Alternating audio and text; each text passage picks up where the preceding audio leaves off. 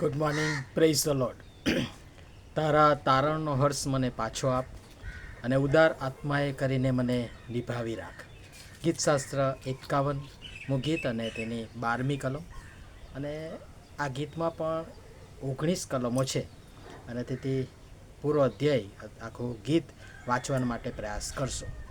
આજનો વિચાર: ખ્રિસ્તમાં અતિ પ્રિયવાલા મિત્રો, પ્રભુ ઈસુ ખ્રિસ્તના સામર્થ્યવાન નામમાં ફરીને એકવાર આપ સર્વને આજની સવારની પ્રેમી સલામ. ખૂબ જ પ્રચલિત અને જાણીતો આ શાસ્ત્ર ભાગ છે, એટલે કે ગીતશાસ્ત્ર 51મું ગીત, જે દાઉદના પસ્તાવાના ગીત તરીકે ઓળખાય છે. ને ખરેખર તો એના અંતઃકરણની અંગત પ્રાર્થના છે. ગીતકર્તાને પોતાના પાપનું ભાન થાય છે, એમ આ દિવસોમાં આપણને પણ ભાન થાય કે કેવળ પરમેશ્વર જ પાપને લીધે પાપી માણસ જાતનું દેવું જે થયું છે તે માફ કરી શકે છે, એના ડાઘ દૂર કરી શકે છે. અને એ આપણા પેલા મેલા ચિથરા સમાન આપણી દૃષ્ટિમાં લાગતા અને કરેલા અને જોયેલા એવા સારા કામથી નહીં, પરંતુ કેવળ અને કેવળ દેવ બાપની અપાર કૃપા, તેમની દયા અને પ્રેમથી આપણને પ્રાપ્ત થાય છે. ઈશ્વરના પ્રકાશપુંજમાં આપણને આપણા પાપોનું ભાન થાય એ બહુ જ જરૂરી છે. માણસને પોતાના જ અહમમાં, અભિમાનમાં, ગર્વમાં જ્યાં સુધી તેને ઈશ્વર બતાવે નહીં, ત્યાં સુધી તે પાપ છે. જે કરી રહ્યો છે બધું સારું જ છે એમ એને લાગે છે અને માને પણ છે. અને ઈશ્વર જ્યાં સુધી એ બાબતોને બતાવે નહીં ત્યાં સુધી તે પાપ છે એવું એને ભાન થતું નથી. અને એ માટે પાપ, કબૂલાત, પશ્ચાતાપ એ અનિવાર્ય અને ખૂબ જ જરૂરી છે.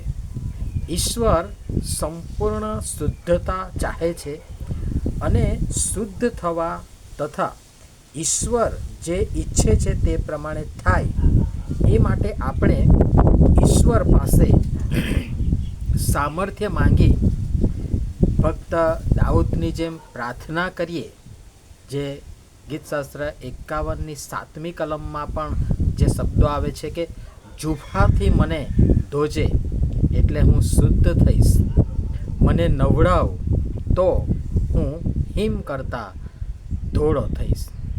હમણાં થોડા જ સમય પહેલાં જ આપણે આ કોરોના સમયમાં વાયરસ અને સેનેટાઈઝર વિશે પરિચયમાં આવ્યા. અને વાયરસ કે કીટાણુને દૂર કરવા, મારવા, શુદ્ધ થવા, આપણી પોતાની જાતને શુદ્ધ કરવા અથવા તો શુદ્ધ થવા આપણે ભલભલા સેનેટાઈઝર વાપર્યા છે અને હવે રોજબરોજ એને વાપરતા થયા છીએ. છતાં કોઈ ગેરંટી નથી, ભય તો રહે જ છે. સારામાં સારી કંપની, સારામાં સારી પ્રોડક્ટ પણ તમે જોજો 100% જમ્સ ખતમ કરવાની કોઈ ગેરંટી આપતી નથી. અને છેલ્લે 99%ની તો વાત આવે અને લખશે પણ 99%, 100% નહીં. પરંતુ પરમેશ્વર જે જુફાથી મને, તમને, આપણને ધોશે, નવડાવશે, એ તમામ પ્રકારના પાપરૂપી કીટાણુ સંક્રમણને દૂર કરી તેને મારવા તથા શુદ્ધ કરવા સમર્થ છે. અને તેથી પાછા ફરી પાપની કબૂલાત કરી, પસ્તાવો કરી, શુદ્ધ થઈ અને પાપથી શુદ્ધ કરે એવું એકમાત્ર સેનેટાઈઝર જે કેવળ ઈશ્વર પાસે છે. એ અગાઉ આપણે જે કસરત કરવાની જરૂર છે, જે ગીત કરતાં પણ પોતાના ગીતમાં ભક્ત દાઉદ જણાવે છે એ જુઓ અને તેમની સાથે કહો કે દેવ તમારી કૃપા પ્રમાણે મારા પર દયા કરો, મારા અન્યાયથી મને પૂરો ધોવો, મારા પાપથી મને શુદ્ધ કરો.